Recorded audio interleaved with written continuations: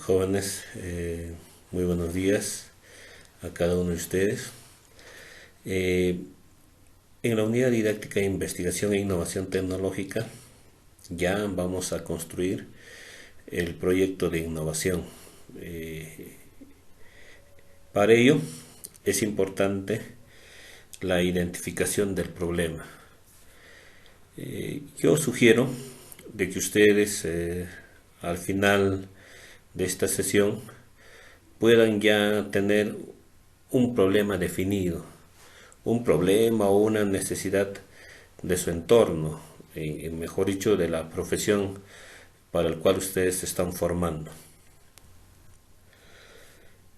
Para nosotros formular un problema, tanto de investigación tecnológica, de investigación científica, así como también de innovación, realizamos dos preguntas importantes. La primera de ellas es: ¿cuál es el problema que podríamos resolver mediante un proyecto? Si bien es cierto, estamos pasando por momentos difíciles en el mundo, tenemos múltiples retos. Para ello es importante, para que nosotros podamos identificar el problema, es importante ser observadores de nuestro entorno. ¿Qué nos falta a nuestra profesión? ¿Qué nos falta para ser mejores profesionales en enfermería, en farmacia, en secretariado? En fin, la observación es un aspecto sumamente importante en investigación. Nosotros debemos observar los profesionales, tanto de salud como de secretariado, como dice algunos dibujos animados de la antaña, más allá de lo evidente. Debemos ser muy observadores de la realidad, de qué problemática tenemos en nuestro entorno, porque como futuros profesionales, tanto de la salud así como también de secretariado, estamos en la responsabilidad de resolver algunos problemas y necesidades de nuestro entorno. Entonces, es importante observar el problema. Así como también, a partir de esa observación, preguntarnos: ¿existirán las soluciones pertinentes para resolver esa necesidad y o problema que se nos presenta o que nosotros hemos identificado? Y si es que lo hubiera, hacer la solución, nosotros ser parte de la solución de este problema. Por eso un elemento importante es el semáforo para innovar. Es importante tener estos tres aspectos para que ustedes puedan identificar el problema de su entorno. La otra pregunta dice: ¿cuáles son sus causas y efectos? Por ejemplo, aquí tenemos las causas y efectos de los medios tecnológicos en la educación. Ahora, ustedes en esta forma de educación remota están sacando provecho de los medios tecnológicos, ya sea con la plataforma que estamos desarrollando a nivel institucional, que es el Moodle. También algunos están utilizando Zoom como herramientas, están utilizando el Jitsi, el Google Meet y en fin, otro tipo de herramientas que se están facilitando el contacto que tienen con sus docentes. En mi caso, estamos elaborando los videos respectivos para que ustedes puedan tener de manera permanente una herramienta que les sirva para que ustedes puedan entender los temas en investigación e innovación tecnológica. Ahora, para que nosotros podamos entender nuestro contexto y de hecho identificar un problema al cual vamos a desarrollar el presente semestre, se recomienda hacer un listado de problemas. Por ejemplo, para los estudiantes de enfermería y farmacia, se les recomienda hacer una lista de problemas. Aquí va algunos ejemplos. Por favor, yo quisiera que ustedes tengan a bien evitar hacer un copy-pega de este listado. Ustedes en el taller o en los problemas que van a presentar tienen que hacer problemas distintos a los que estoy anunciando aquí en el ejemplo. Por ejemplo, válgame la redundancia, causas del elevado contagio del COVID-19 en profesionales de la salud. Tenemos varios profesionales, tanto médicos, enfermeros, técnicos en enfermería, que se están falleciendo día a día por causa del contagio del COVID. ¿A qué se debe? Puede ser por falla de la utilización de bioseguridad, por la no dotación de nuestras autoridades de los EPPs, por descuido de los profesionales de la salud. En fin, debemos identificar cuál es la causa que está produciendo el contagio, no tan solamente a nivel del país, sino a nivel mundial. Y ustedes ven como región, es triste ver, en estos últimos días ha fallecido un enfermero que por más que lo llevan con sirenas y todo ello, no va a poder suplantar la valía que tiene ese profesional, ya sea como hijo, tal vez como padre y sobre todo como profesional ligado al cuidado de su paciente, su familia y comunidad. Otro ejemplo puede ser de la problemática que tenemos, el nivel de contagio de COVID en altura. Esto se ha discutido mucho, ¿no? Incluso hay un investigador boliviano que menciona, que postula de que en altura es menos el contagio. Pero aquí en Pasco ya vemos que como región ya tenemos más de 500 pacientes positivos, tanto en prueba rápida así como también en la otra prueba respectiva, a través del hisopado nasal. Entonces, nos preguntaremos, ¿la altura influye en la disminución del contagio del COVID-19? ¿Cuánto es su influencia? Eso también es un problema importante a investigar. La hipoxia por el uso permanente de las mascarillas, o sea, la falta de oxígeno, cómo está repercutiendo en las personas que utilizan permanentemente las mascarillas. ¿Hay una influencia marcada o no hay una influencia marcada?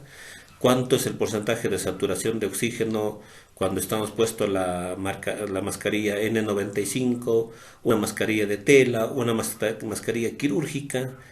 Entonces es un problema que nosotros debemos investigar. El salario de profesionales técnicos en función al trabajo realizado. Es una problemática importante, jóvenes, porque no es posible de que, por ejemplo, ahora por la coyuntura, un profesional técnico esté por encima de los 3.500, 4.000 nuevos soles para que pueda servir en los casos de COVID, mientras que algunos profesionales técnicos que ya trabajan varios años están ganando sueldos de 1.500, 1.800, máximo 2.000 nuevos soles. ¿A qué se debe eso? Es una problemática a resolver. Otra problemática que es transversal para todas las profesiones viene a ser la formación de profesionales técnicos en salud por trabajo remoto. A ver, a través de estas herramientas estaremos logrando el 100% de competencias que ustedes deben ejecutar en su formación profesional. ¿Se estarán logrando? Esa es una pregunta sumamente importante que debemos resolver. De estas 5, por ejemplo, ustedes hacen un listado de 5 y deben priorizar al más importante de acuerdo a su profesión. Con respecto a la problemática relacionada al secretariado ejecutivo, aquí les doy algunos ejemplos. Una problemática que conversaba con muchas de las egresadas, me decían, doctor, ¿por qué hay tanta diferencia de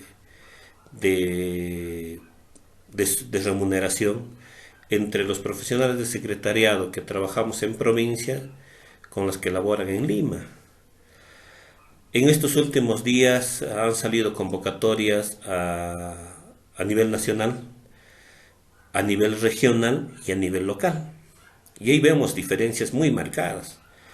A nivel regional, por ejemplo, tenemos remuneraciones a profesional de secretaría ejecutiva que no superan los 2.000 soles, máximo 2.500. Pero si ustedes ven las convocatorias del Ministerio de Economía, Ministerio de Educación, para el mismo puesto y casi para las mismas funciones, los sueldos superan los 4.500 y 5.000 nuevos soles. Entonces, es necesario investigar, ver a qué se debe esta problemática, qué se debe hacer para que también a nivel de las provincias, a nivel de las regiones, se incentive a los profesionales, en este caso de secretariado ejecutivo. Otro ejemplo es el nivel de satisfacción de los profesionales técnicos en secretariado por la formación recibida en un instituto. ¿Estarán ustedes satisfechos de su formación? Cuando ustedes egresan de aquí, o si ustedes preguntan a las egresadas, dirán, ¿están satisfechas con todas las competencias que le han brindado los profesores aquí, los docentes? ¿Qué les falta? ¿Qué se puede mejorar? En fin, son algunos aspectos que es necesario investigar. Las oportunidades de formación continua de los profesionales técnicos en secretaría ejecutivo. Aquí en Pasco habrá entidades o instituciones que brindan capacitación post título de los profesionales técnicos en secretaría ejecutivo. Habrá una institución que les brinda o que fortalezca con convalidaciones para lograr su formación profesional. Habrá convenios para ello. En fin, es necesario preguntarnos y ver si es que nosotros encontramos algunas alternativas. Y un aspecto que nosotros vemos, ¿no?, en su realidad, el nivel de calidad de redacción de los documentos. Cada institución tiene algunos protocolos y si es que los profesionales cumplen estos protocolos, no cumplen, ¿qué les falta? ¿Habrá verdaderamente un nivel de calidad en la redacción de documentos? En fin, es un aspecto que debemos investigar. Técnicas secretariales y su incidencia en el desempeño laboral de las secretarias ejecutivas del sector público. Aquí vamos a ver aspectos sumamente importantes. Por eso yo quiero de que el pensamiento de ustedes con respecto tanto a profesionales de salud como los de secretariado, yo les quiero indicar un aspecto que eso sí, tenganlo muy presente para toda su vida. Ustedes en su cerebro, en su conciencia, siempre perciban a través de su desempeño que siempre son profesionales contratados y que no les llegue ese virus fuerte del nombramiento. Si bien es cierto, ustedes de acá 5, 6, 7 años, tanto en salud como en secretariado se van a nombrar. Pero a veces ese término nombrado, ¿qué cosa hace? De merma en su desempeño laboral. Es por ello de que lastimosamente hay muchas quejas de los trabajadores del sector público, del sector de salud, que son nombrados, porque muchos de ellos ya pierden la perspectiva. Claro, muchos, no todos, porque hay también profesionales nombrados que cumplen su trabajo a cabalidad y se desempeñan adecuadamente en el puesto laboral respectivo. Ahora, para priorizar el problema es importante identificar las causas. Por ejemplo, en ambas profesiones se ve un problema priorizado, que viene a ser el salario diferenciado de profesionales técnicos en función al trabajo realizado. Esto se puede dar por múltiples causas. Aquí he mencionado 4 de ellas. Uno de ellos es de que los profesionales técnicos no se encuentran organizados. Por la misma naturaleza de la profesión, ellos no pueden colegiarse, pero sí pueden organizarse. En algunas regiones se encuentra pues Asociación de Profesionales Técnicos en Enfermería, Asociación de Profesionales Técnicos en Farmacia. A nivel nacional parece que tienen, pero no llegan a todas las partes de nuestro Perú, motivo por el cual en algunos casos son vulnerados sus derechos. Y sobre todo referido al problema priorizado, que es el salario diferenciado que perciben. Existen diferencias de salarios a nivel de Lima y provincias, tanto en salud como en secretariado, y vuelvo a reiterar, las diferencias son bien marcadas, pese a que en caso de salud, en Lima están pues en una zona urbana, y se supone que en una zona urbana deben percibir una remuneración menor que una zona rural, y eso no se está dando, lastimosamente. Por otro lado, no existe una normatividad que proteja a los profesionales técnicos. Esto ya se va luchando, en algunos casos se puede decir, ya por varios años, para que la normatividad a nivel del Estado pueda un poco ya no diferenciar entre los salarios que perciben los de Lima o de las grandes ciudades con las de provincias o de las zonas rurales. Esto ya se debe descartar. Para ello es importante fortalecer una normatividad que evite estas diferencias tan marcadas que se da. Y también ello da lugar pues, a otros problemas más mayores, la migración. ¿Por qué creen que Lima es una metrópoli de más de 10 millones de habitantes? Porque se supone que los profesionales de provincias aspiran a tener mejores remuneraciones. Por eso que a veces vamos a Lima. Por otro lado, diferencias de salario entre instituciones públicas y privadas. También se da, de acuerdo al régimen laboral. La 276, la 728, para la modalidad CAS. Hay diferencias muy marcadas de acuerdo a la remuneración entre instituciones públicas y privadas. Y tanto en el aspecto positivo como en el aspecto negativo. En salud, por ejemplo, hay instituciones privadas que pagan muy bien. Las clínicas en Lima pagan muy bien a los profesionales, técnicos en enfermería y en farmacia. Pero como también hay clínicas pequeñas que su remuneración deja mucho que desear. En las instituciones públicas, vuelvo a reiterar, siendo una institución pública, se supone que deben tener una sola remuneración, pero ustedes verifican las convocatorias de región en región. La región Huancavelica saca una convocatoria. Plaza de secretario ejecutivo, 2.000 soles. La región Pasco sale convocatoria, 2.500. La región Lima provincia saca convocatoria, 3.500. Pero si las tres regiones pertenecen a un mismo estado, imagínense, esas diferencias traen como consecuencia al problema priorizado de salario diferenciado de profesionales técnicos en función al trabajo. Cumplen el mismo trabajo, pero perciben diferente sueldo. Hay varios instrumentos, Ichikawa, causa-efecto, el árbol de problemas, en fin.